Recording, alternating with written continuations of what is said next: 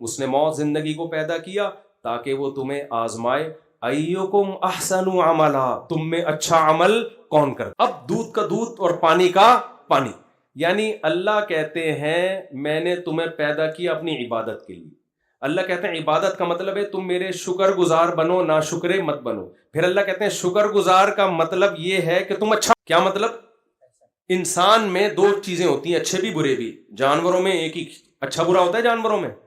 بھائی جانور کو اللہ نے جیسا بنا دیا ویسے کا ویسے ہی رہے گا۔ جو وفادار جانور ہیں ہمیشہ وفادار، کتا وفا کرتا ہے تو ہمیشہ وفادار ہی رہے گا، وہ بے وفا ہو ہی نہیں سکتا۔ جو بزدل ہیں وہ ہمیشہ بزدل رہیں گے، جو بہادر ہیں وہ ہمیشہ بہادر۔ جانوروں میں اچھے برے نہیں ہوتے، موٹے تازے ہوتے ہیں۔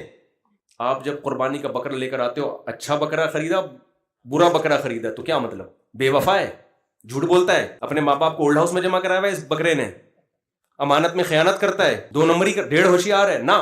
اچھے کا مطلب ہے موٹا تازہ ہے، گوشت بہت نکلے گا۔ بیکار کا مطلب صرف سوپ بنا کے پی سکتے ہو اس کا، لا۔ تو جو جیسا ہے ویسے کا ویسے ہی رہے گا بھائی، تبھی ان کے لیے جنت جہنم نہیں ہے۔